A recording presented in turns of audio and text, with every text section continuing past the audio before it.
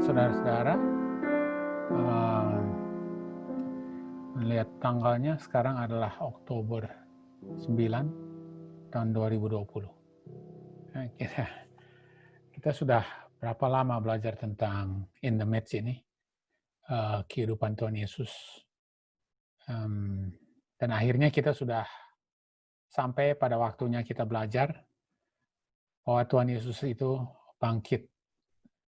Ya, Tuhan Yesus itu bangkit. Dan inilah kita mau belajar tentang kebangkitan Tuhan Yesus. Kita sudah belajar beberapa minggu tentang kematiannya di kayu salib, di Calvary, dan dia dikubur di dalam kuburan dari Yusuf di taman. Lalu sekarang adalah waktunya kita pelajari tentang waktu Tuhan Yesus bangkit, right? Oke. Kebanyakan dari pelajaran ini hanya ayat-ayat. Dan saya sebenarnya sudah lama sekali sebenarnya ini ulangan dari pelajaran kita dulu. Dan kebanyakan ini kita punya pelajaran adalah pelajaran yang hubungannya dengan Father and Son, right?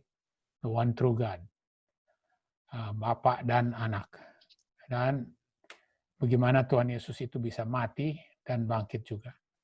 Dan ini sesuatu yang penting sekali kita pelajari, karena ini keselamatan kita juga bergantung kepada Yesus yang bangkit, right? Dan Yesus bangkit bukan hanya waktu dia mati, bukan hanya dalam kematian dia bayar upah dosa kita, tetapi dia harus bangkit juga supaya dia bisa pergi ke surga dan memakai darahnya, ya, istilahnya memakai dia punya kesanggupan karena dia sudah mati dan bangkit.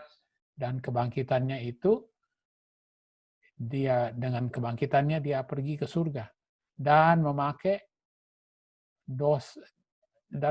darahnya untuk membersihkan dosa-dosa, catatan-catatan dosa kita yang ada di bilik yang suci. Right? Blotting of the sin. Jadi kita punya dosa dihapuskan. Right? Jadi oleh sebab itu memang dia harus bangkit. Right? Ya. Oke, jadi kita belajar sekarang tentang kebangkitan dari Tuhan Yesus. Alright. The Resurrection, Matius 28. Kita bahkan banyak baca ayat-ayat ini. Matius 28 ayat 2-4. Maka terjadilah gempa bumi yang hebat. Sebab seorang malaikat Tuhan turun dari langit dan datang ke batu itu dan menggulingkannya lalu duduk di atasnya. Wajahnya bagaikan kilat dan pakaian putih bagaikan salju. Dan penjaga-penjaga itu gentar ketakutan dan menjadi seperti orang mati. Ayat ini terjadinya waktu pagi-pagi hari ya, waktu itu kita tahu itu ini adalah tanggal 16, hari Minggu pagi. Right? Ada terjadi gempa bumi. Lalu ada malaikat yang turun dari surga. Right? Gempa bumi dan malaikat turun dari surga. Alright. Oke. Matius 16. Matius 16 ayat 21.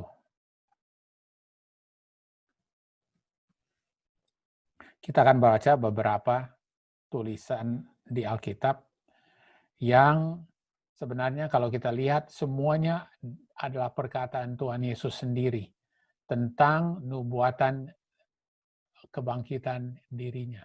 Jadi dia memberikan nubuatan tentang dirinya sendiri. Dan ingat, Tuhan Yesus itu kalau berbicara tentang dirinya, banyak sekali dia memakai third person dalam orang ketiga, ya. Dengan cara dia berbicara dengan orang ketiga, pakai bahasa orang ketiga. Right? Oke, Matius 16 ayat 21.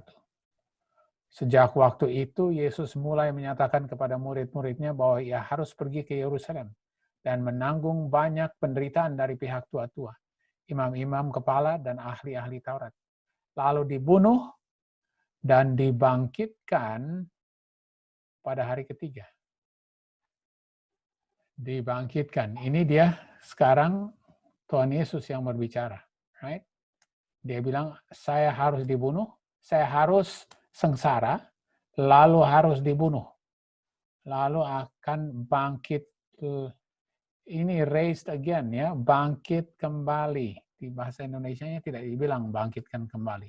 Tapi be raised again, bangkit kembali pada hari yang ketiga. Right? Dan bangkit kembali ini, raised again, adalah bahasa Greek-nya 1453. Alright, kita nanti lihat. Ini dia punya bahasanya sama semua. Right? 1453. Right? Ini sekarang Matius 17. Kita baca ayat 23 ya. Matius 17 ayat 23. Ya, kita baca ayat 23-nya saja. Dan mereka akan membunuh dia, dan pada hari ketiga ia akan dibangkitkan. Tapi bahasa King James Version, shall be raised again. Dibangkitkan lagi. Right? Ya. Ini yang saya mau lihat yang bahasa King James-nya ya. Lukas 9 ayat 22. Alright, sekarang kita pergi ke buku Lukas 9 ayat 22. Dan Yesus berkata, anak manusia harus menanggung banyak penderitaan dan ditolak oleh tua-tua imam kepala dan ahli-ahli Taurat. Lalu dibunuh dan dibangkitkan pada hari ketiga. Right? Di sini tidak dibilang, Tuhan Yesus tidak bilang siapa yang membangkitkan dia, tapi itu dia dibangkitkan. Tetapi lihat, Matius bilang dia dibangkitkan lagi. Right? Kenapa dibangkitkan lagi? Right? Itu kita harus tanya. Apakah dia pernah dibangkitkan dulu? Apa maksudnya ini sekarang dia dibangkitkan lagi?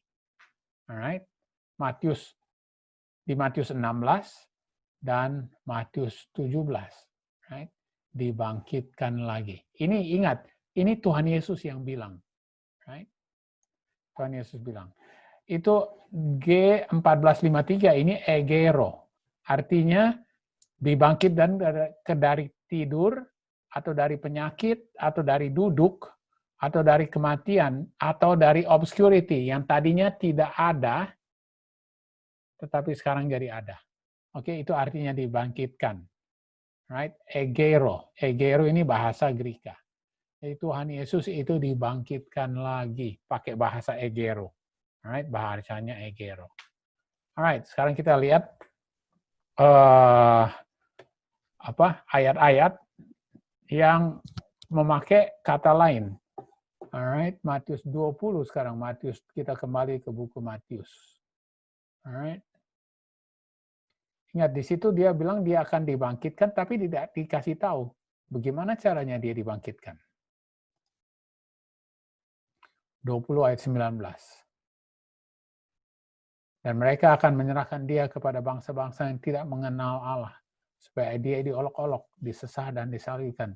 Dan pada hari ketiga ia akan dibangkitkan. Ia shall rise again. Sekarang nih, rise again.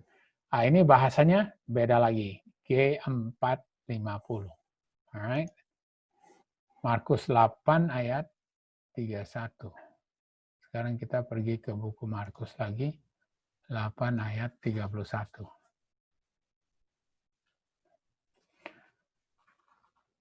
Alright.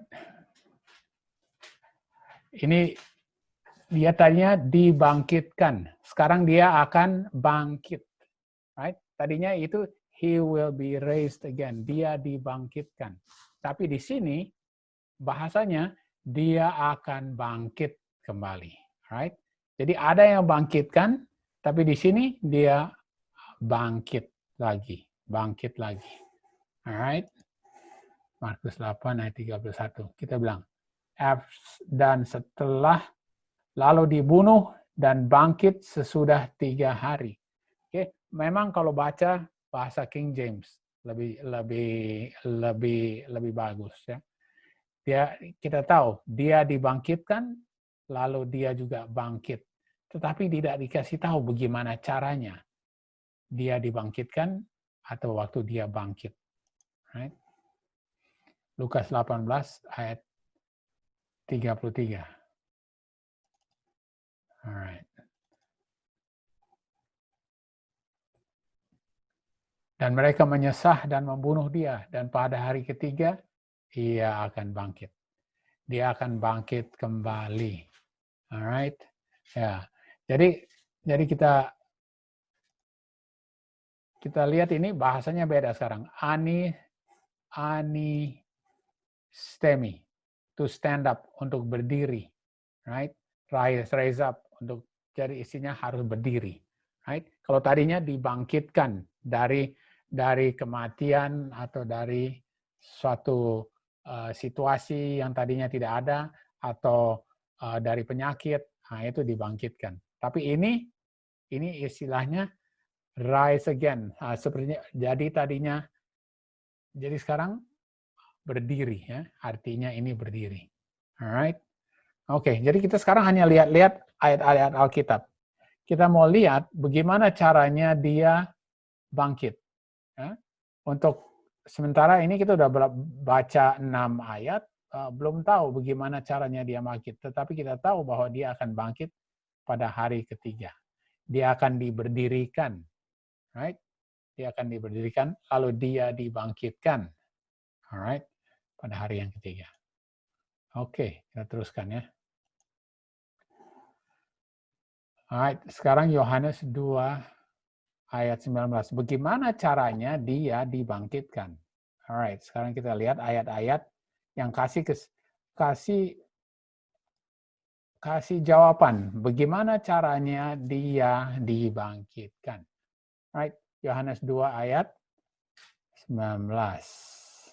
Jawab Yesus kepada mereka, rombak bait Allah ini, dan dalam 3 hari aku akan mendirikannya kembali.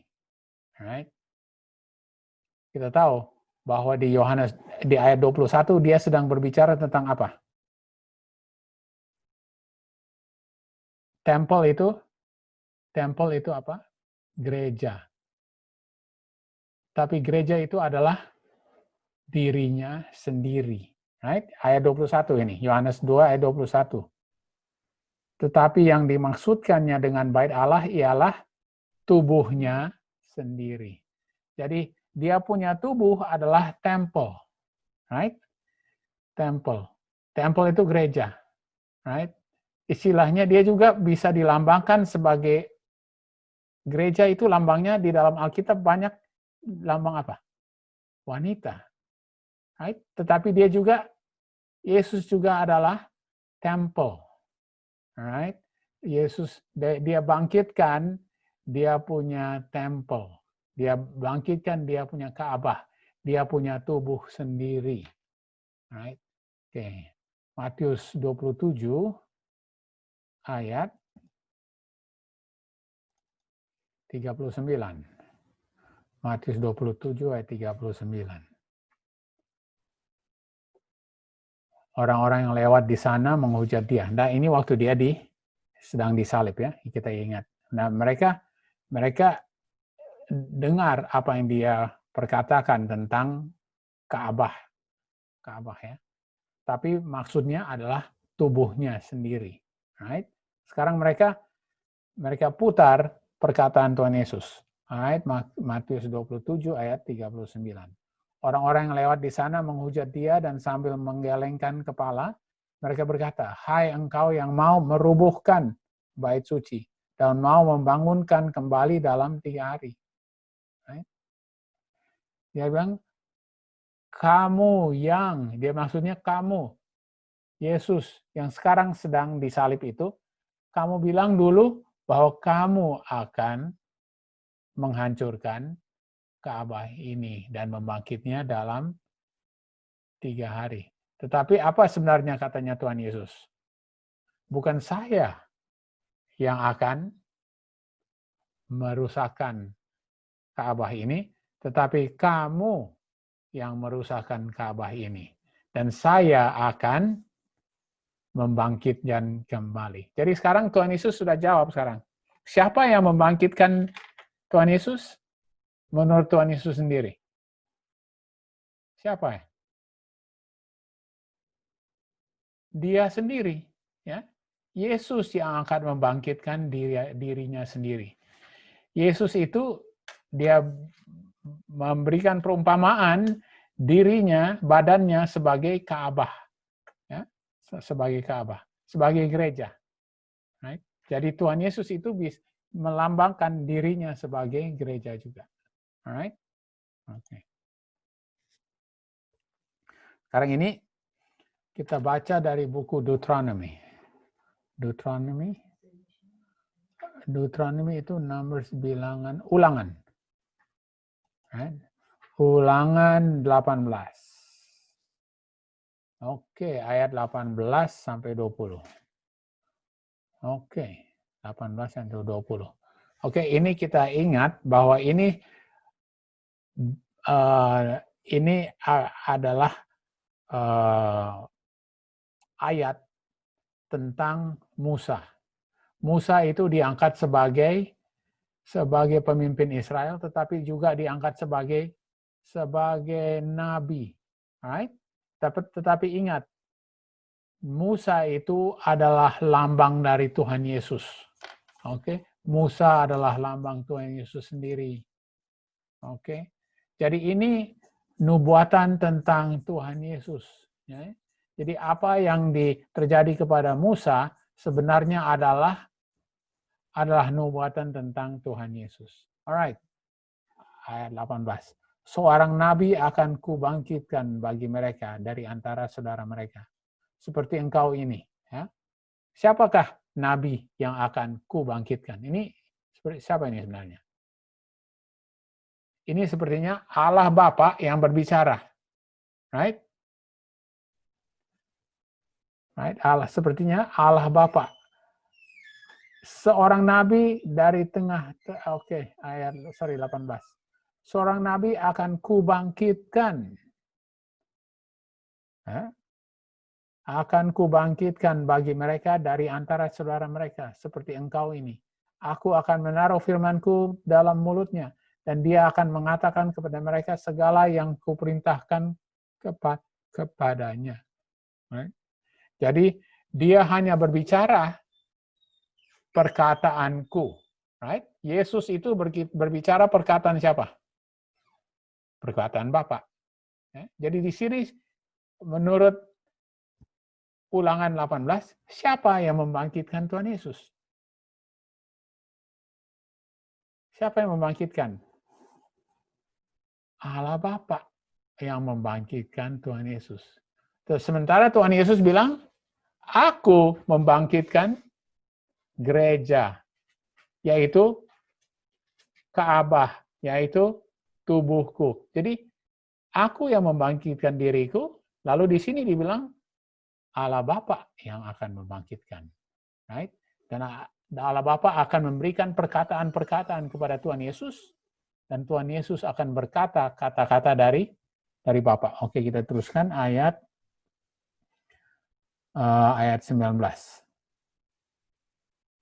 Orang yang tidak mendengar segala firman-Ku yang akan diucapkan nabi itu demi namaku, daripadanya akan kutuntut pertanggungjawaban. Right? Kalau mereka tidak mengikuti apa yang Yesus katakan, itu akan dipertanggungjawabkan kepada mereka. Tetapi seorang nabi yang terlalu berani untuk mengucapkan demi namaku perkataan yang tidak kuperintahkan untuk dikatakan olehnya, atau yang berkata demi nama Allah lain, nabi itu harus mati. Oh, apakah ini sekarang berbicara tentang Tuhan Yesus?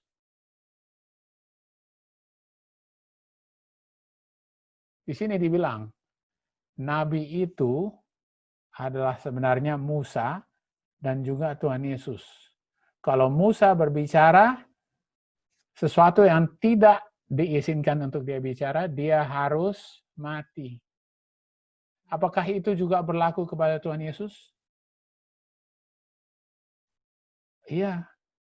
Alright, kita baca di Yohanes 12. I have a question. Why Yeah. is it Allah Bapa yang membangunkan Yesus? Padahal dalam ayat ini kan I will raise them up a prophet. Ya, jadi siapa? I will raise them up a prophet. Doesn't mean raising up from the grave. Ya, ini bisa. Raise him up from the grave. Karena Bapak juga yang membangkitkan, raise up. Right? Tetapi raise up itu, kenapa dibilang raise again? Kenapa raise again? Karena ada 2 kali sebenarnya di raise up. Alright, nanti kita akan terus ke situ ya. Di sini sekarang sudah bilang he will be raised again. Nah, jadi siapa yang pernah membangkitkan? Oke, jadi di sini kita bilang kapan? Apakah memang Tuhan Yesus itu dibangkitkan 2 kali? Kapan dibangkitkan pertama kali? Tetapi siapa yang membangkitkan dia? Allah Bapa. Tapi itu bukan membangkitkan dari dalam kematian. Ya, jadi kematian itu bukan berarti, jadi kebangkitan itu bukan hanya dari kematian.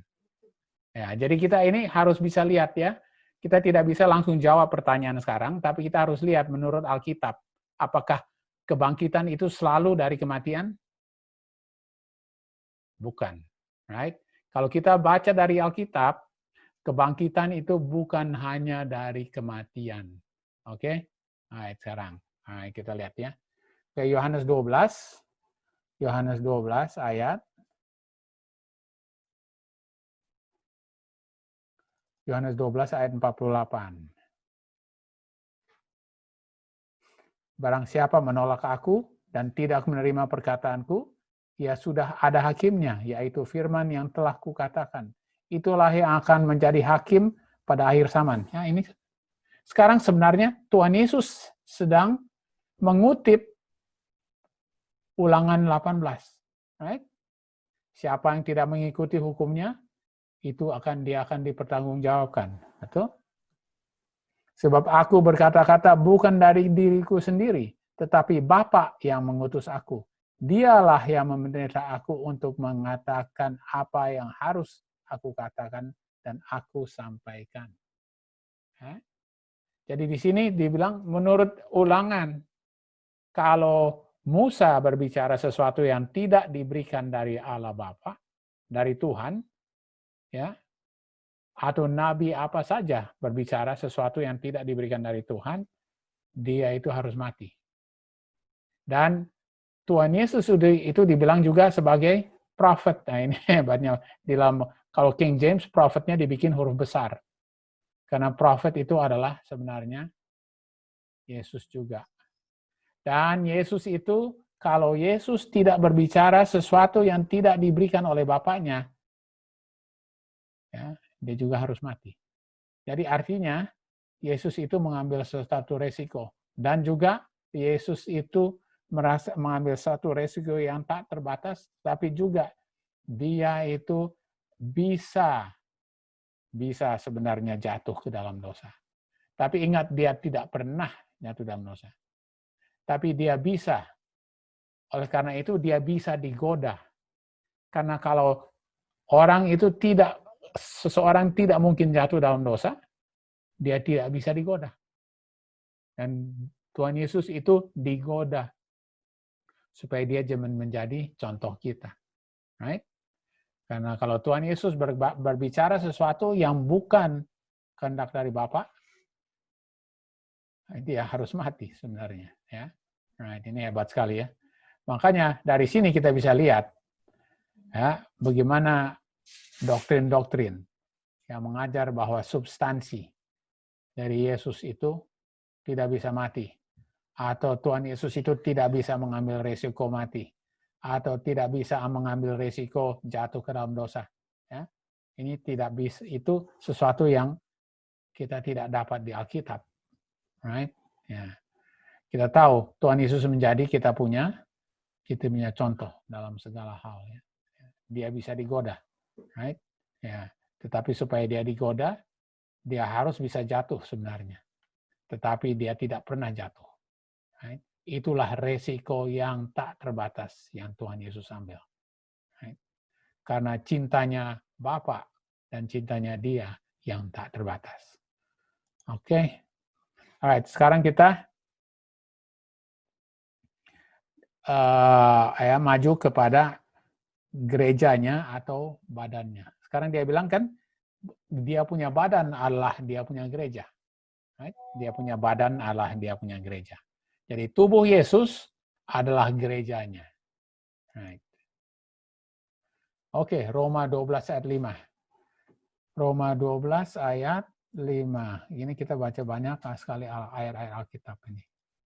Ini benar-benar Bible study hanya dari banyak dari. Demikian juga kita, walaupun banyak adalah satu tubuh di dalam Yesus. Jadi kita ini satu tubuh karena kita juga gereja, right? Dan gereja satu tubuh di dalam Kristus. 1 Korintus 12 ayat 12. Karena sama seperti tubuh itu satu dan anggota-anggota banyak, dan segala anggota itu sekali banyak merupakan satu tubuh, demikian pula Kristus. Jadi kita ini satu gereja. Karena kita ini satu gereja di dalam Kristus, dan Kristus itu punya tubuh adalah gereja. Right? Dia punya gereja adalah tubuhnya. Right. Sekarang ke ayat 27. Kamu semua adalah tubuh Kristus. Ya, kita semua adalah tubuh Kristus. Dan kita masing-masing adalah anggotanya. Dan kamu masing-masing adalah anggotanya. Right? Gerejanya adalah tubuhnya. Right? Efesus 4 ayat 12. Oke. Untuk memperlengkapi orang-orang kudus bagi pekerjaan pelayanan, bagi pembangunan tubuh Kristus. Ya, gerejanya adalah tubuhnya. Right? Jadi ini kita tahu ini bahasa teologinya adalah replacement theology. Oke, jadi kita ini spiritual Israel. Kita juga adalah tubuh Yesus. Ya, itu bukan literal, tapi kita ada replacement. Jadi jadi spiritually kita ini adalah tubuh Yesus. Spiritually kita adalah bangsa Israel, right? Yeah. Ini simbolnya sesuatu yang ada di dalam Yesus dan juga ada di dalam kita, right? Ya, jadi kita ini spiritually tubuh Yesus, ya. Ya, inilah, dan tubuh Yesus ini yang sedang kita pelajari. Karena apa yang sebenarnya dibangkitkan dan bagaimana dibangkitkan. The spirit of deception. Oke. Oh ya, udah. Efesus 5 ayat 30. Ya, Efesus 5 ayat 30 sekarang. Karena kita adalah anggota tubuhnya. Right? Oke. Jadi sekarang saya mau kasih tahu ini ya tentang kebangkitan tubuhnya. Dan semuanya kita harus mengetahui bahwa tubuhnya ini adalah gerejanya. Right? Tetapi tubuhnya, right? Ingat kita mengetahui bahwa tubuhnya. Oke, saya mau baca dulu ayatnya. Lukas 13 ayat 32. Right? Lukas 13 ayat 32.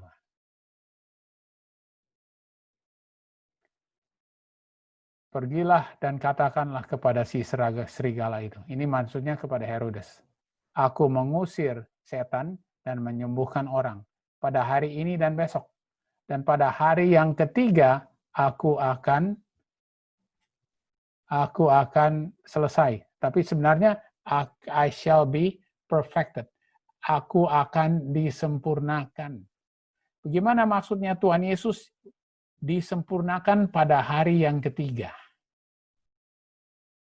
Ingat, ini waktu dia pertama ketemu dengan Herodes. Tetapi dia bilang, jadi sebenarnya dia sedang berbicara ini adalah hari ketiga. Tetapi dia bilang, alright, di hari yang ketiga aku akan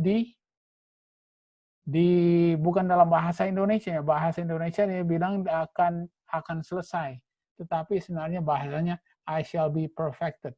Bagaimana Tuhan Yesus perfected? Bukannya Tuhan Yesus sudah perfect. Bagaimana Tuhan Yesus disempurnakan pada hari yang ketiga? Alright, saya mau tanya. Ada yang bisa jawab, apakah yang disempurnakan pada hari yang ketiga? Ini ayat yang kadang-kadang kita jarang baca, tetapi harus dimengerti ini. Bagaimana Tuhan Yesus bisa disempurnakan waktu dia dibangkitkan pada hari yang ketiga? Alright, ada yang mau jawab? Kira-kira bagaimana? Apakah yang disempurnakan di Tuhan Yesus pada hari yang ketiga? Apakah ada yang mau jawab?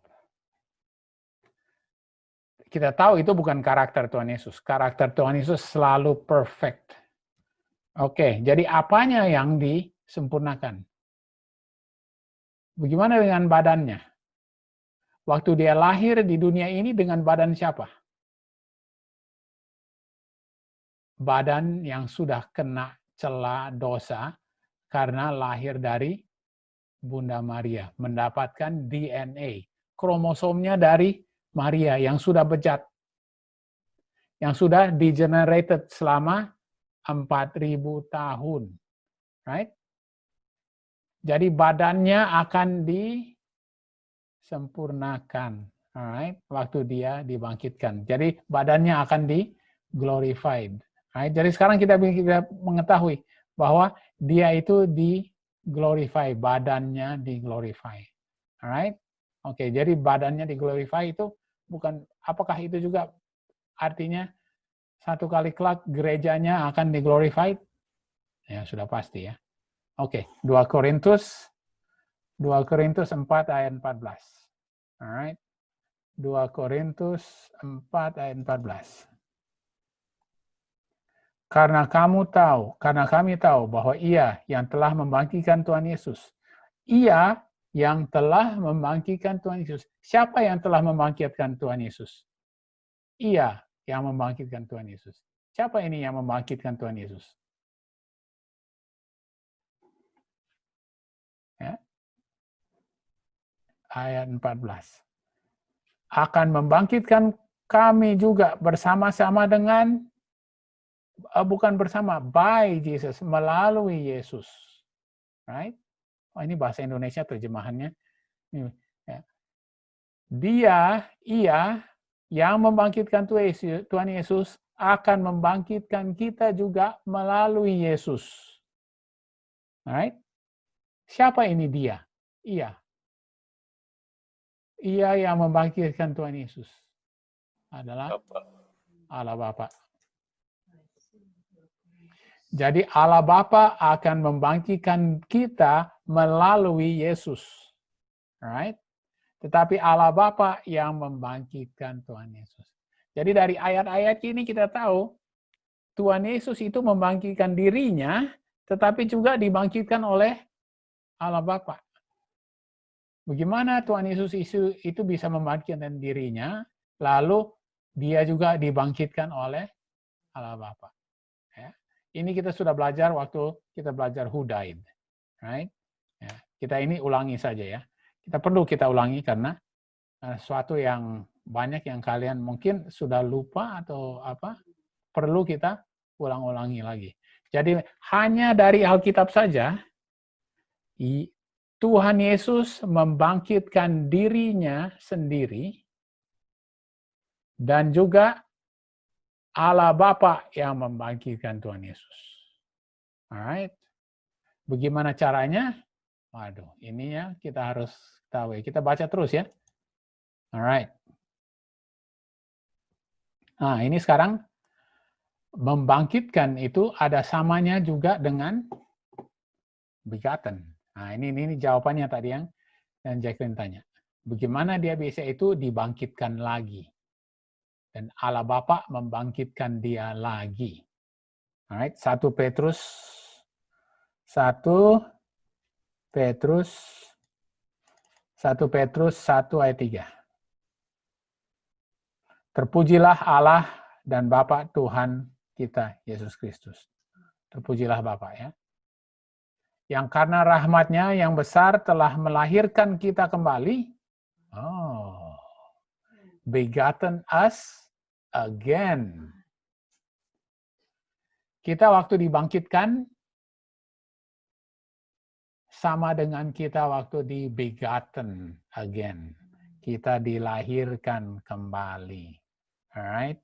Kita lahirnya. Jadi kita tadinya, kita harus mati, lalu dibangkitkan. Ingat, apakah kita nanti waktu Tuhan Yesus datang, punya badan akan mati, lalu dibangkitkan? Karena badan yang fana, badan yang karnal, badan yang diturunkan dari nenek moyang kita yang sudah membuat kita punya DNA, kita punya kromosom, semua sudah bejat karena akibat dosa. Itu harus mati. Alright? Supaya nanti kita mendapatkan badan yang baru. Badan yang baru ini badan yang perfect, ya, sama seperti Tuhan Yesus mendapatkan badan yang perfect. Alright? Tuhan Yesus mendapatkan badan yang perfect. Dia punya body is a sanctified body. Dia punya badan adalah badan yang perfect waktu dia dibangkit. It's a glorified body, badan yang dimuliakan. Dan kita juga, badan kita yang karnal ini harus mati. Dan dirubah menjadi badan yang glorified, yang dimuliakan. Oleh karena itu, dalam bahasa 1 Petrus dibandingkan dengan 2 Korintus, being raised up again, dibangkitkan kembali, sama dengan begotten. Oke, jadi pertanyaan saya, kapan Tuhan Yesus itu raised up atau begotten? Dan waktu dia bangkit kembali, pada hari yang ketiga, sama juga dengan dia begotten. Kenapa? Karena spiritnya adalah spiritnya Bapa. Yang dia mendapatkan spiritnya Bapa. Oke? Jadi kita kalau lihat ini, kita akan lihat waktu dia begotten, waktu Yesus begotten, Yesus itu dilahirkan di kekekalan lampau. Keluar dari Bapaknya. Itu adalah dia raise up, dia dibangkitkan, dia begotten. Dia lahir. Waktu dia dibangkitkan pada hari yang ketiga, ya, dari kuburannya Yusuf. Makanya Matius bilang dia dibangkitkan lagi. Ya, karena pertama kali dia dibangkitkan atau waktu dia lahir. Ya, sama seperti kita juga. Ya, waktu kita dibangkitkan kalau kita mati, lalu waktu Tuhan Yesus datang kita dibangkitkan. Sama seperti Tuhan Yesus dibangkitkan. Oleh siapa? Oleh Bapa. Tapi kita dibangkitkan oleh Bapa melalui Tuhan Yesus. Oke, jadi Tuhan Yesus itu dibangkitkan waktu dia exerkomai. Right? Waktu dia begotten dari Bapa. Dia pertama kali dibangkitkan. Dan dia dibangkitkan lagi menurut Matius waktu hari yang ketiga. Oke, jadi sudah kalian bisa mengerti itu? Kapan dia pertama dia dibangkitkan oleh Bapa? Adalah waktu dia keluar dari Bapa. kekekalan lampau. Dia dibegotten. Itulah dia waktu lahir, dia dibangkitkan. Jadi waktu dia dibangkitkan, yang dia dibangkitkan kembali pada hari yang ketiga, itu juga sama seperti dia lahir. Sama seperti kita juga. Karena dia punya tubuh dibuat perfect. Kita juga nanti kalau kita mati, ataupun kita menjadi 144.000, kita punya tubuh juga mati, yang 144.000 tubuhnya dirubah dalam sekejap mata, tetapi orang-orang yang dibangkitkan semua tubuhnya diganti juga semua, di-glorified, dimuliakan. Right? Mereka itu bangkit kembali, seperti mereka itu begotten lagi. Right? Mereka begotten. Oke? Okay? Right? Ada pertanyaan atau tambahan? Nah, ini semua hanya dari Alkitab ya. Kita tahu. Jadi kita sekarang bisa tahu bahwa Tuhan Yesus itu dibangkitkan oleh siapa? Yesus sendiri dan Bapaknya. Oke. Alright. Nanti kita lihat bagaimana itu kita akan ulangi bagaimana itu terjadi. Alright. Tetapi sekarang kita mau lihat Tuhan Yesus punya perumpamaan yang sangat menarik, karena Tuhan Yesus bilang bahwa dia punya tubuh adalah gereja. Dan gereja itu sebenarnya dilambangkan selalu sebagai apa? Sebagai wanita. Oke, jadi ada wanita di dalam Alkitab yang melambangkan Tuhan Yesus. Oke, kira-kira wanita siapa ini? Wanita mana di dalam Alkitab yang melambangkan Tuhan Yesus? Dan juga melambangkan gerejanya. Right? Ada two women. 2 wanita. Dan ini semua ceritanya terjadi di buku Lukas. Dan sebenarnya kita baca di buku Lukas. Nah, ini sangat menarik. Saya dulu belum pernah lihat ini, pelajaran ini dibikin sebagai dalam perumpamaan yang melambangkan Tuhan Yesus. Alright? Oke, Lukas 8 ayat. Lukas 8. Oke, mana? Lukas 8. Ayat 41. Alright, Lukas 8 ayat 41. Oke.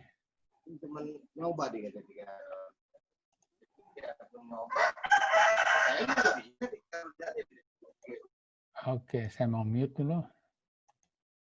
Oh, ini. Oke, alright. Lukas 8 ayat 41 sampai 44. Maka datanglah seorang yang bernama Yairus. Kita tahu semua ini ceritanya ya, Yairus. Maka datanglah seorang yang bernama Yairus. Ia adalah kepala rumah ibadat. Sambil tersungkur di depan kaki Yesus, ia memohon kepadanya supaya Yesus datang ke rumahnya. Karena anaknya perempuan yang satu-satunya, yang berumur kira-kira 12 tahun, hampir mati. Dalam perjalanan ke situ, Yesus didesak-desak orang banyak. Adalah seorang perempuan yang sudah 12 tahun menderita pendarahan dan yang tidak berhasil disembuhkan oleh siapapun. Ia maju mendekati Yesus dari belakang dan menjamah jubahnya. Dan seketika itu juga berhentilah perdarahannya. Oke. Alright. Jadi ada 2 wanita. Satu kira-kira umur 12 tahun.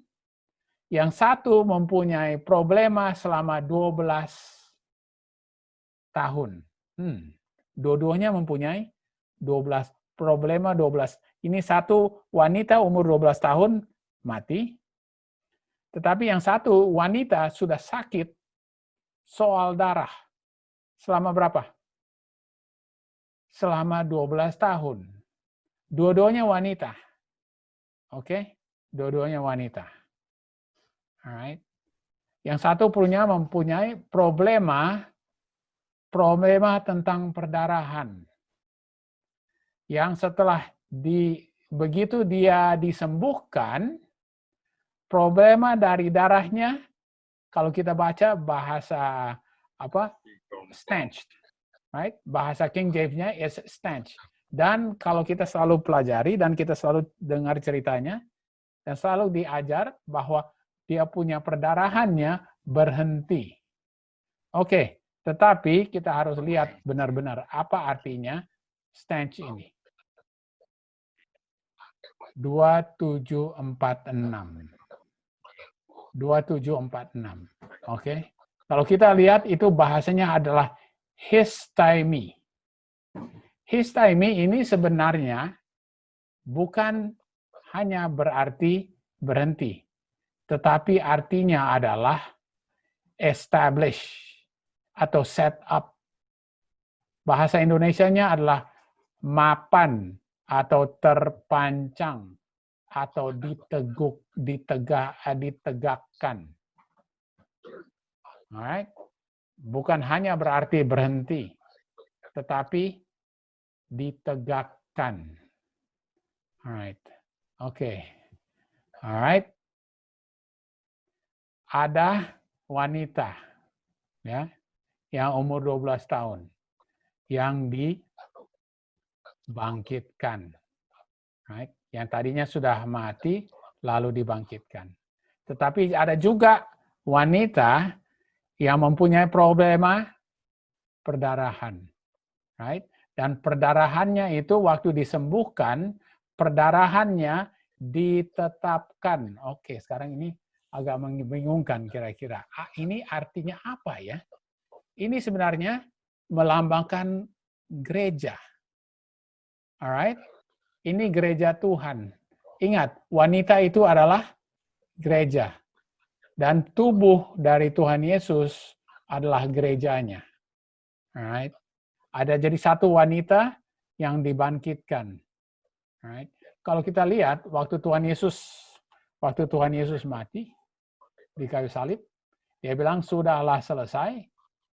Apa yang terjadi? Tirai di mana? Tirai di Ka'bah terobek. Lalu apa yang terjadi? Apa yang terjadi? Gempa bumi. Lalu ada yang bangkit. Istilahnya ada gerejanya yang bangkit. Right? Ada gerejanya Tuhan Yesus yang bangkit. Ada tubuh Tuhan Yesus yang bangkit, istilahnya. Alright?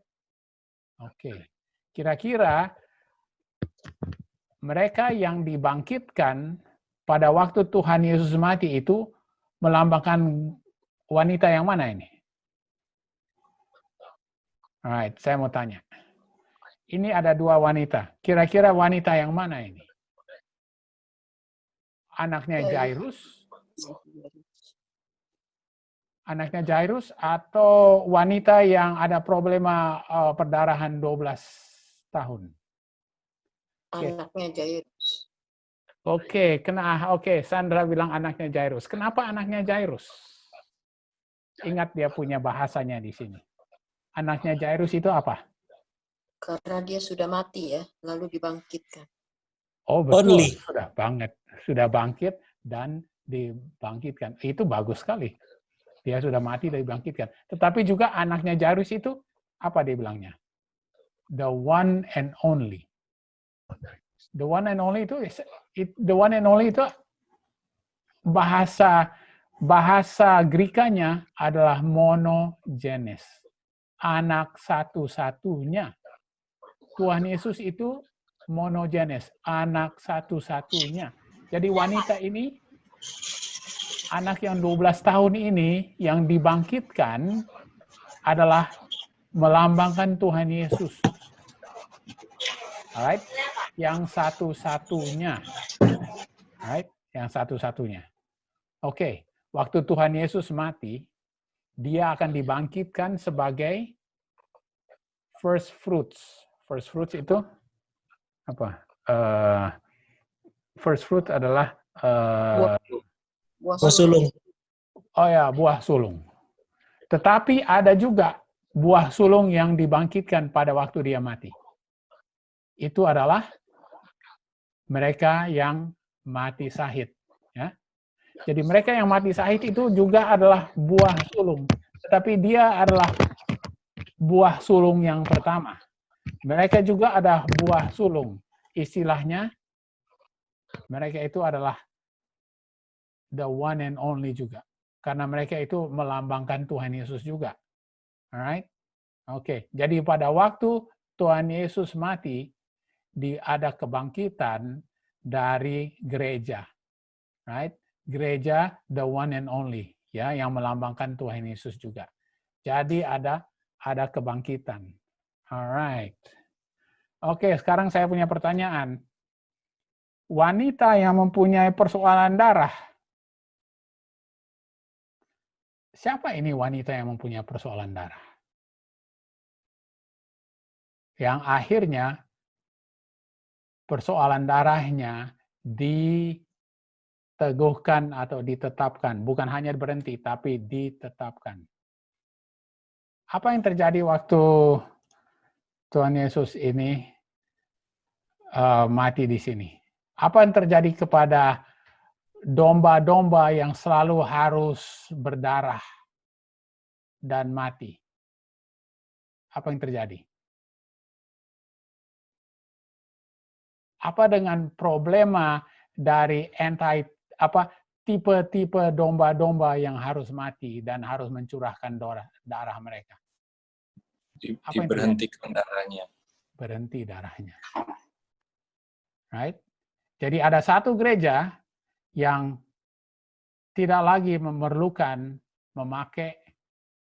tidak lagi perlu memakai darah dari domba-domba. Karena mereka dulunya punya problema, istilahnya selama 12 tahun, problemanya adalah harus bergantung kepada darah-darah domba. Jadi mereka mempunyai problema domba. Karena Tuhan Yesus belum datang secara langsung. Right? Jadi waktu Tuhan Yesus datang, darah domba berhenti, istilahnya. Sekarang darah domba di-establish di dalam Tuhan Yesus. Right? Jadi ada gerejanya. Ini gerejanya Tuhan Yesus juga. Right? Ingat ya, darahnya ini adalah gerejanya Tuhan Yesus juga. Oke. Saya waktu belajar ini, waduh, belum pernah saya lihat ini nih. Hebat juga ya, ini dua wanita sebenarnya adalah lambang gerejanya. Satu gerejanya dibangkitkan waktu Tuhan Yesus mati, ya. Dan ingat apa yang terjadi. Ini sama seperti wanita ya. Yang satunya gerejanya dibangkitkan di sini, right? Waktu Tuhan Yesus mati.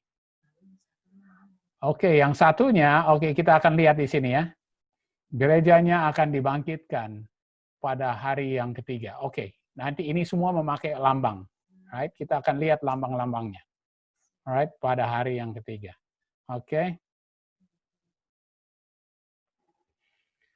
Alright.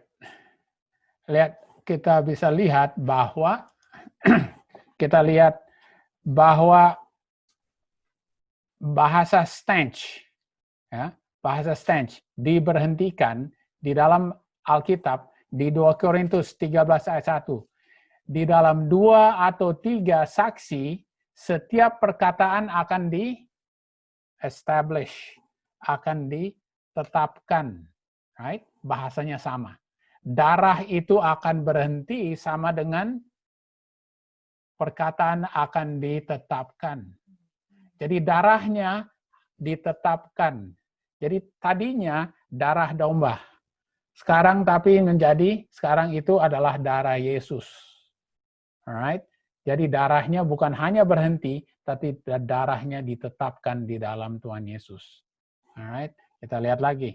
Alright? Bahasanya adalah histemi. Bukan hanya berarti berhenti, tetapi juga berarti ditetapkan. Matius 25 ayat 33. Matius 25 ayat 33. Ini sangat menarik nih. Dan ia akan menetapkan domba-domba di sebelah kanan. Ya. Dia akan menetapkan histemi. Ya, bukan dia memberhentikan. Dia akan menetapkan. Ingat bahasanya sama. Wanita yang mempunyai problema darah, dia punya darah ditetapkan. Right? Sama dengan, bahasanya sama, perkataannya sama, histemi dua-duanya. Ini semua established, set. Alright? Ibrani 10 ayat 9. Oke. Ibrani 10 ayat 9. Oke. Ayat 9. Dan kemudian katanya, sungguh aku datang untuk melakukan kehendak-Mu. Yang pertama ia hapuskan supaya menegakkan, yang kedua establish, menegakkan. Alright, menegakkan. Jadi darahnya bukan hanya berhenti, tapi darah dari domba-domba ini ditegakkan di dalam Tuhan Yesus. Alright. Jadi ini gerejanya. Tadinya gerejanya bergantung kepada darah-darah domba. Di gereja ini mempunyai problema darah. Right? Karena bergantung kepada darah-darah domba. Tetapi setelah Tuhan Yesus mati, lalu dia dibangkitkan, sekarang darah-darah domba itu ditegakkan di dalam Tuhan Yesus. Alright? Oke. Okay. Alright. Roma 3 ayat 31. Ya. Roma 3 ayat 31. Ini jadi kita bisa lihat berbagai ayat-ayat yang sekarang bisa membuktikan bahwa tadinya wanita yang mempunyai problema darah, sekarang dia punya problema darah justru bukan hanya berhenti, tapi ditegakkan dalam Tuhan Yesus. Dan problema darah itu berhentinya di kayu salib. Karena di sini tidak perlu darah-darah domba dicurahkan lagi. Right? Tidak perlu lagi darah domba. Sekarang sudah ditegakkan di Tuhan Yesus. Dan dari waktu dia mati di sini sampai dia akhirnya bangkit. Right?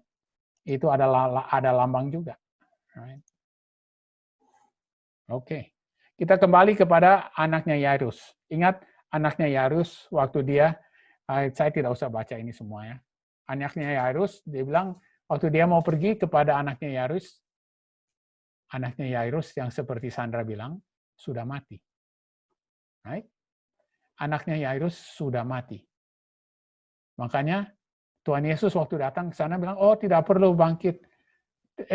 Dia sudah mati. Tapi Tuhan Yesus panggil dia punya 3 murid. Oke, mari kita pergi. Right? Lalu waktu dibangkitkan, dia bilang apa? Dia bangkit, dia ambil tangannya, lalu dia bilang, Maid arise, Talita kumi. Ya? Bangkitlah wanita. Right? Bangkitlah. Lalu spiritnya kembali kepadanya, lalu Tuhan Yesus suruh diberikan makanan. Supaya orang-orang bisa lihat bahwa dia itu hidup. Alright? Jadi setelah dia dibangkitkan, Tuhan Yesus membuat wanita ini menjadi apa? Saksi. Supaya orang-orang lihat bahwa mereka itu, dia yang sudah dibangkitkan menjadi hidup. Alright? Oke. Dan di sini kita bisa lihat sama dengan mereka yang mati. Itu apa? Orang-orang yang mati syahid. Waktu Tuhan Yesus mati di kayu salib, orang-orang ini punya kubur dibuka. Kapan mereka bangkit keluar dari kubur? Kapan mereka keluar dari kubur? Orang-orang yang mati syahid waktu Tuhan Yesus mati, yang sudah dibangkitkan. Kapan mereka keluar dari kubur? Setelah Tuhan Yesus keluar dari kubur. Lalu mereka juga keluar dari kubur. Betul? Ya, kita ingat itu ya. Mereka keluar dari kubur. Right? Dan apa yang mereka perbuat setelah mereka dibangkitkan? Bersaksi. Mereka bersaksi. Right? Ya, makanya kita bisa lihat gereja ini bersaksi. Sama seperti anaknya Yairus yang sudah mati, yang dibangkitkan, dan mereka menjadi saksi. Karena mereka itu adalah, anaknya Yairus adalah the only begotten, adalah monogenes, sama seperti Tuhan Yesus. Right?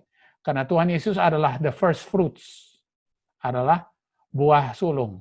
Dan mereka ini yang dibangkitkan juga buah sulung. Alright? Oke, mereka buah sulung. Jadi ini gereja.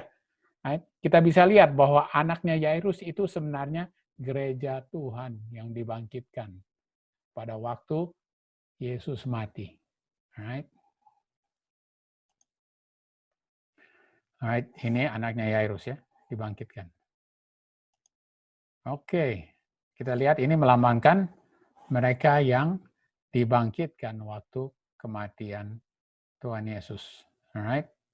Dan mereka menjadi saksi ke Yerusalem. Kita ingat ya. Oke. Kita tahu Tuhan Yesus dikubur pada senja waktu tanggal 14. Right? Hari Jumat sore. Hari ke-14. Ingat dalam perhitungan orang-orang Yahudi namanya inclusive reckoning. Kalau menghitung ya, menghitung dari 14, 15, 16 itu dihitung sebagai 3 hari. Ya. Dia itu matinya 3 hari. Tanggal 14 dia mati, tanggal 15 dia mati, tanggal 16 dia juga mati. Tetapi dia matinya di akhir, maksudnya di sore hari, tanggal 14, dan dibangkitkannya pagi hari tanggal 16. Tapi dia dihitung berapa? Matinya berapa hari? Karena orang-orang Yahudi pakai inclusive reckoning. 3 hari. Right? Inclusive reckoning. Right? Dihitungnya inklusif. Jadi digabungkan semuanya. Termasuk 3 hari. Right? Dia itu matinya 3 hari. Alright. Oke. Jadi gerejanya Tuhan ini, gerejanya Tuhan yang tadinya mempunyai problema dengan darah. Harus selesai. Right? Ini harus gerejanya yang tadinya mempunyai problema darah ini harus selesai di sini. Tetapi ingat, gereja ini adalah lambang dari Tuhan Yesus juga. Isinya gerejanya itu mati, tetapi gerejanya juga harus dibangkitkan. Right? Ya, dan akhirnya tubuhnya harus dibangkitkan. Right? 3 hari. Setelah 3 hari ya. Tanggal 16. Alright, Yohanes 6 ayat 44. Yohanes 6 ayat 44.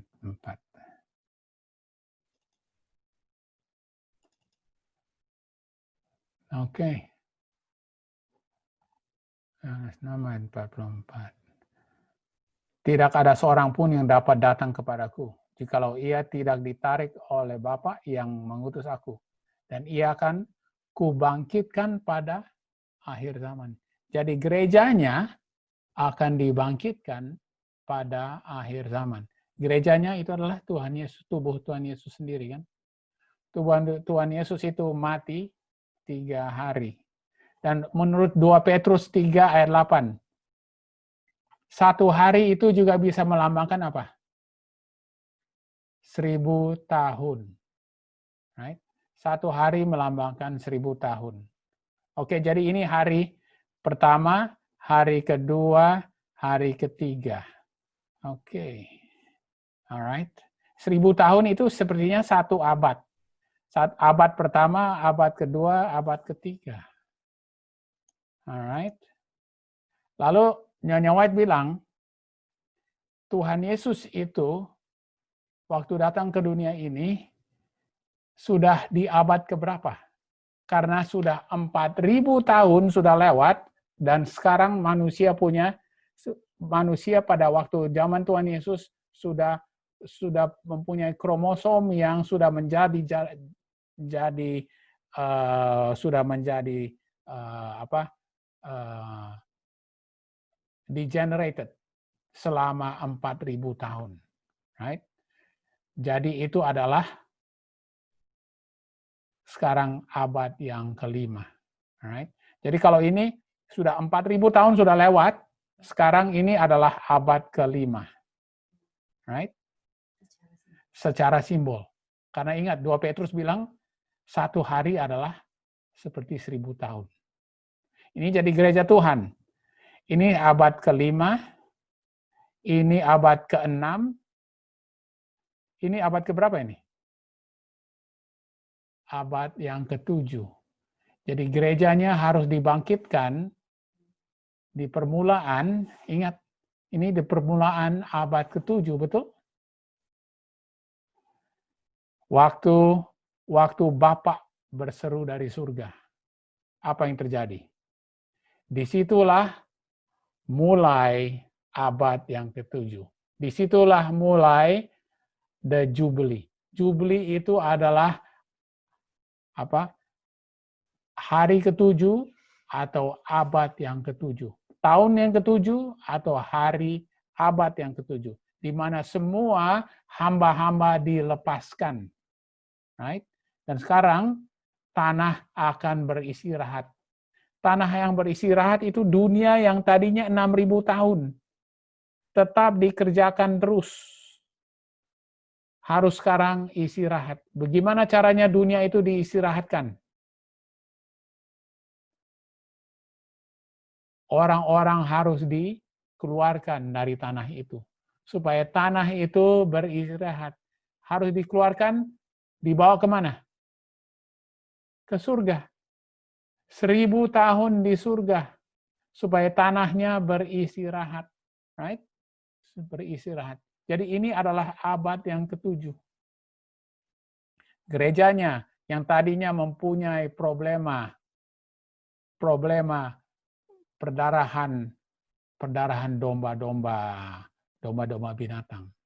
Sekarang darahnya sudah ditetapkan oleh Tuhan Yesus. Dan gerejanya itu akhirnya, mereka yang mati nanti akhirnya dibangkitkan di abad yang ke-7. Right? Nah, inilah gerejanya. Jadi gerejanya adalah anaknya Yairus. Itu adalah grup gereja yang pertama dia bangkitkan. Right? Gereja yang pertama dia bangkitkan waktu dia mati. Nanti waktu dia datang yang kedua kali, dia akan bangkitkan lagi gerejanya. Itu wanita yang mempunyai problema perdarahan. Right? Itu gerejanya yang dia akan bangkitkan lagi. Alright. Saya punya pertanyaan sekarang. Waktu Tuhan Yesus di dunia ini ada berapa kebangkitan? Selain dia punya kebangkitan sendiri ya. Ada berapa kebangkitan? Ada berapa kebangkitan waktu Tuhan Yesus berada di dunia ini? 2. Berapa kebangkitan? Ada 4 kebangkitan. Right? Betul? Betul, 4 kebangkitan. Pertama adalah apa? Dari the widow of Nain. Ingat ada satu anak dari widow of Nain, dia bangkitkan. Lalu anaknya Jairus. Lalu siapa lagi? Siapa ini? Lazarus. Lalu yang martir ya. The first fruits. Right? Waktu Tuhan Yesus mati, ada juga yang dibangkitkan pada waktu itu. Ada 4 kebangkitan waktu Tuhan Yesus. Tapi tidak termasuk dia ya. The son of the widow of Nain, anak dari janda Nain, anak dari Yairus, Lazarus, dan waktu dia dibangkitkan ada martyrs yang bangkit ya. Oke. Ya, first fruits. Ini adalah first fruits. Oke. Kalau kita lihat ya, secara garis besarnya, ada berapa kelompok yang dibangkitkan? secara garis besar. Ada berapa kelompok yang dibangkitkan?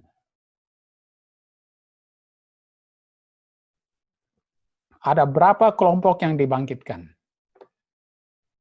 Satu, kita tahu waktu the first fruits, right? Ada kelompok lain yang dibangkitkan, coba kelompok mana yang dibangkitkan? Spesial. Kelompok ya, mana?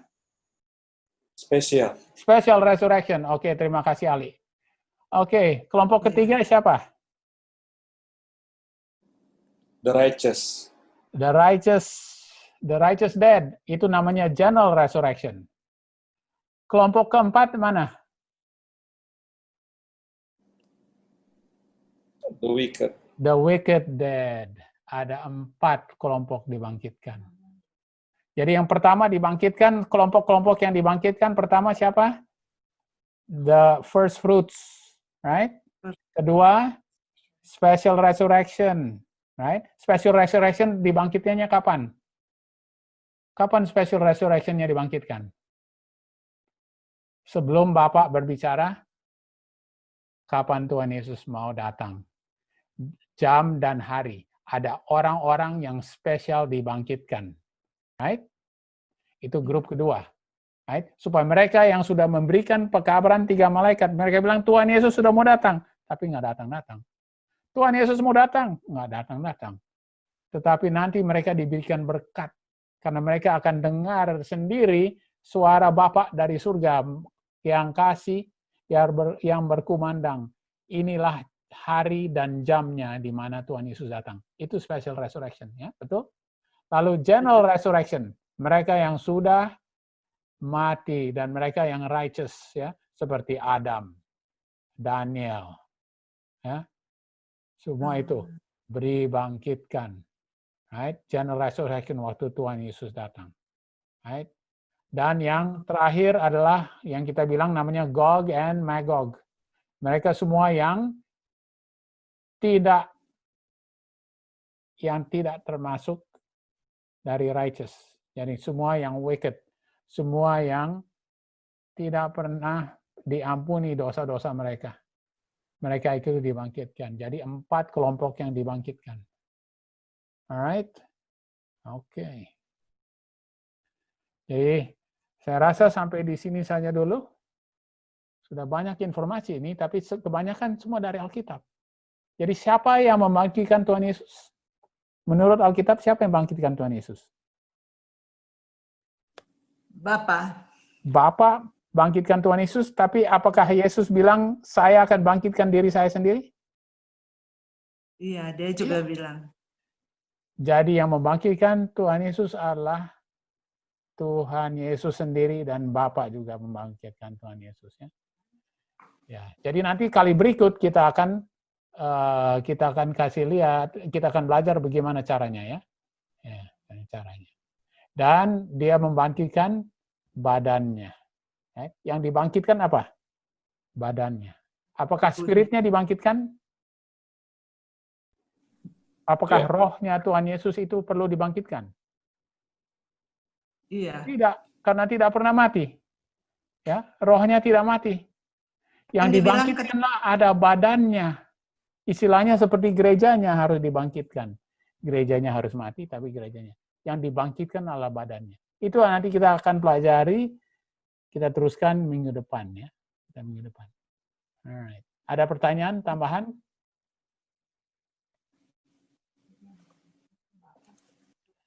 Jadi dua-duanya yang bangkitkan. Sabat lalu, Ya. waktu Yesus mati, katanya soul-nya itu tinggal dikubur dengan dia. Betul. Tapi apakah soul-nya itu mati? Tidak, kan? Ya. Tidak, ya. Jadi soul-nya hanya terpisah. Jadi bagaimana caranya Bapa itu membangkitkan Tuhan Yesus? Hanya untuk kita pelajari minggu depan. Kita harus lihat buktinya, ya. Istilahnya jangan saya hanya bilang saja. Bagaimana caranya Bapa membangkitkan Tuhan Yesus? Bapa mengizinkan Tuhan Yesus bangkit. Ya. Bukan dia. Dia yang melepaskan kekangnya. right? Dia yang melepaskan kekang dari kematian itu. Tapi bukan dia yang kembalikan dia punya rohnya, right? Tapi karena roh yang berada di samping Yesus itu, rohnya siapa itu? Rohnya Yesus sendiri. Tapi apakah roh Yesus itu rohnya Allah Bapa juga? Iya, Ya, kan hanya satu roh. Rohnya Satu Bapa dan rohnya Anak. Itu adalah betul. rohnya di situ. Jadi roh di situ adalah rohnya Bapa juga sebenarnya. Alright? Nah, ini penting sekali. Tetapi Bapa itu yang memberikan keluasan supaya dia yang mengizinkan supaya Yesus itu nanti bisa mengambil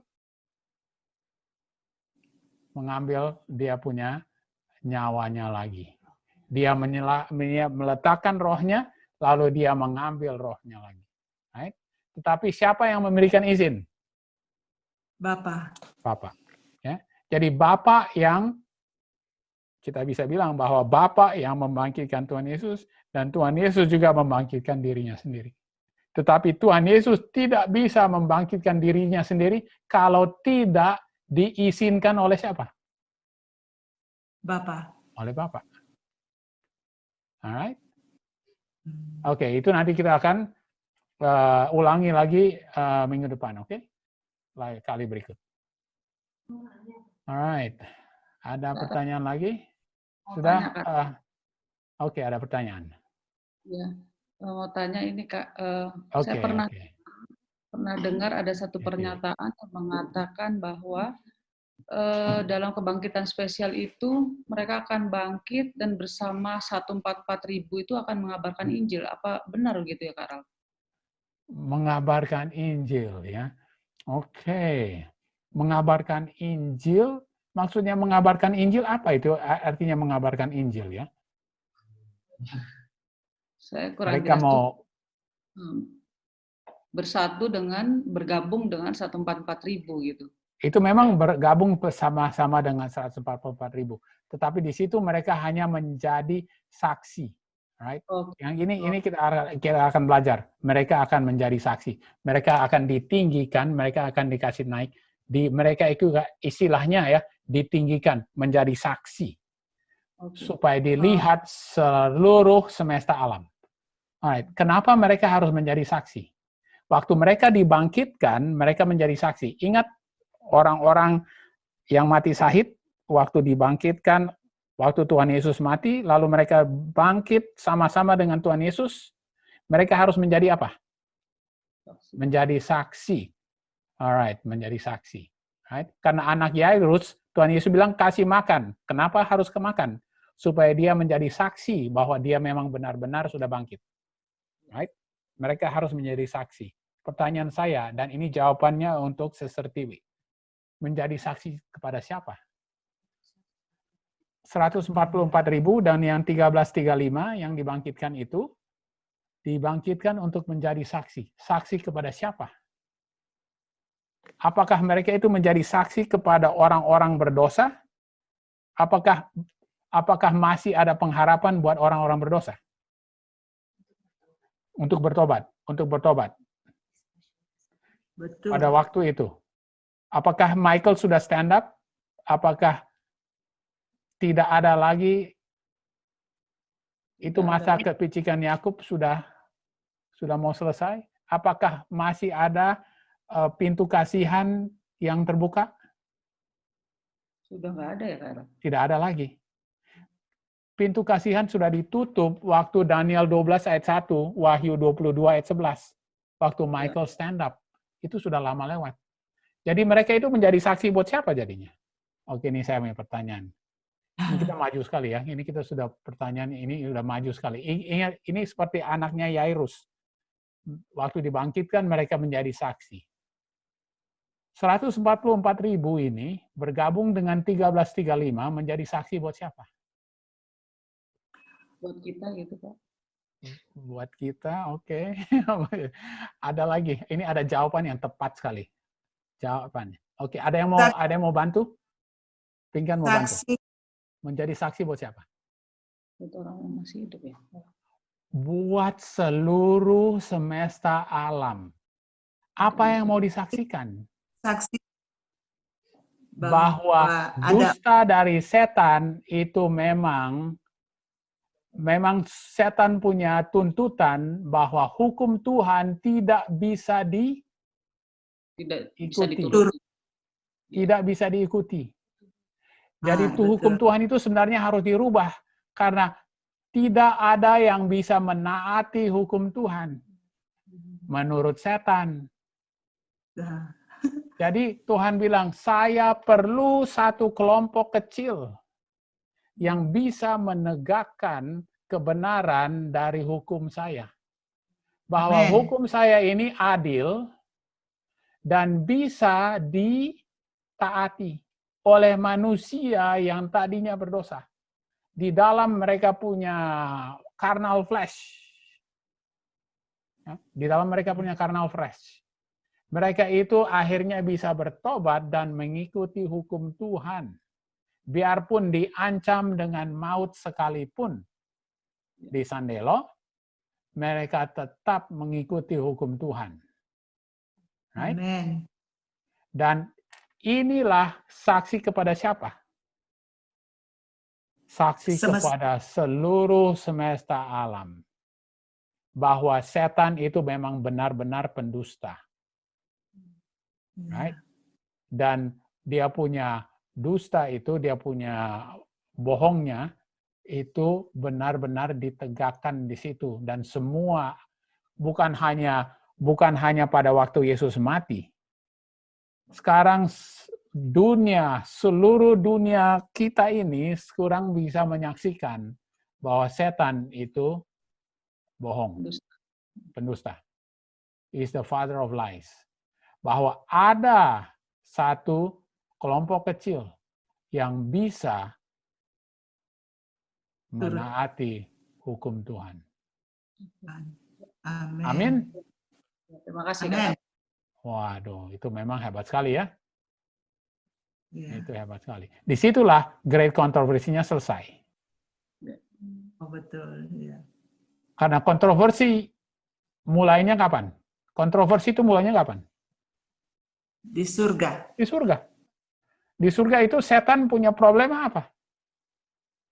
Dia bilang, saya ini sebenarnya harus meninggikan diri saya sama seperti Bapa dan Anak. Saya ini jealous kepada Tuhan Yesus. Saya ini tidak mau mengikuti government dari government itu government dari surga.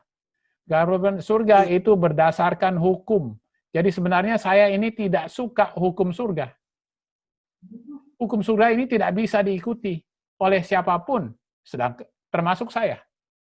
Jadi saya harus buktikan di dunia ini bahwa orang-orang itu tidak bisa mengikuti hukum Tuhan. Saya harus buktikan.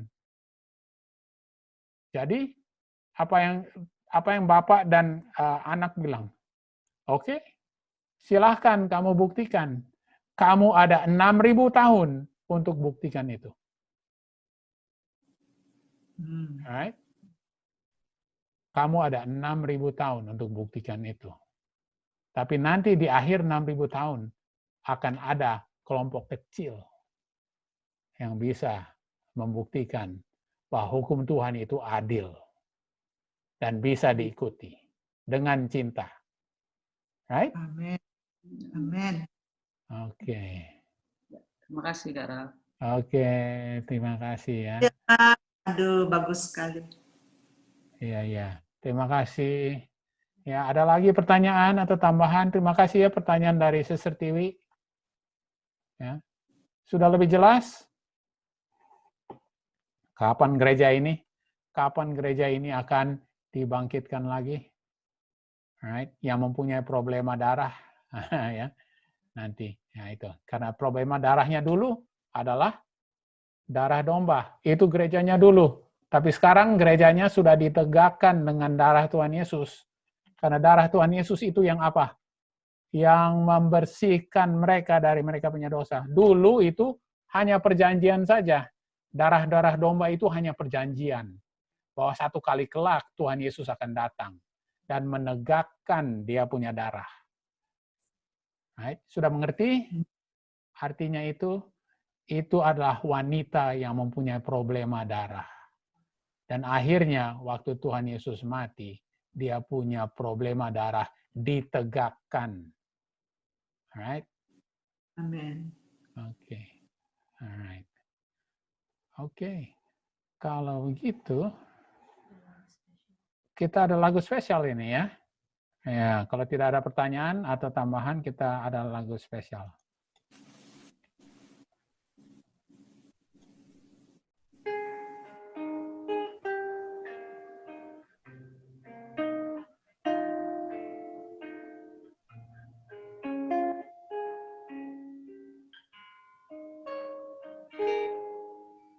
When shadows fall and the night covers all, there are things that my eyes cannot see.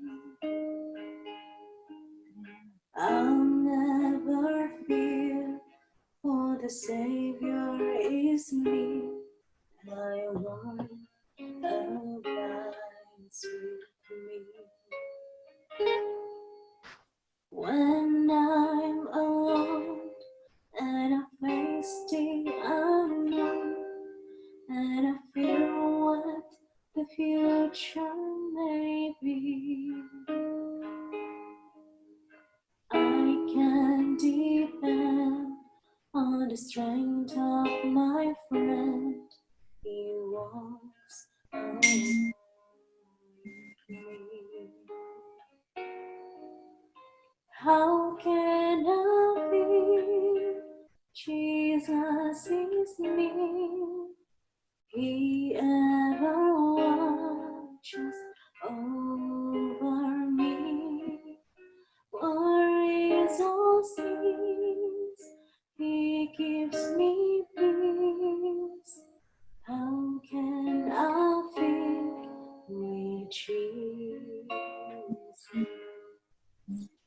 Jesus is King. He controls everything. He is with me each night and each day.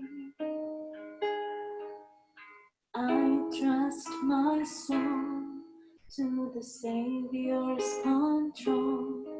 He drives on.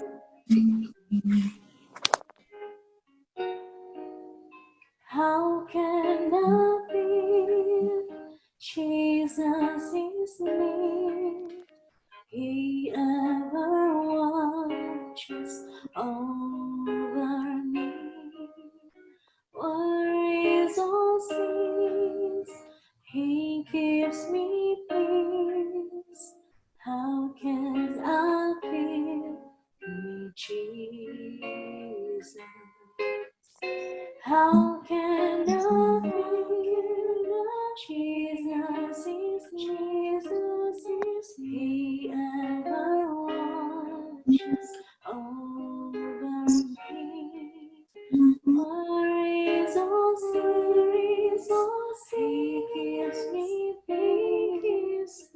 How can I fear Jesus? Worries all cease. He gives me peace. How can I fear with Jesus?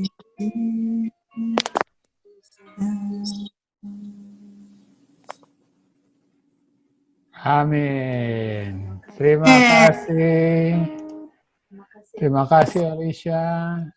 Tuhan, terima Puji kasih. Tuhan. Lagunya bagus sekali. Kata-katanya bagus sekali. Bagaimana kita bisa takut kalau ada tuh kita mempunyai Tuhan Yesus ya.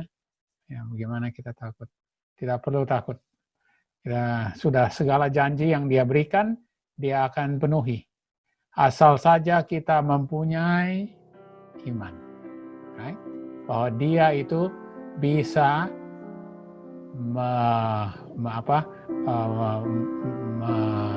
menyelesaikan semua janjinya buat kita. right? Okay.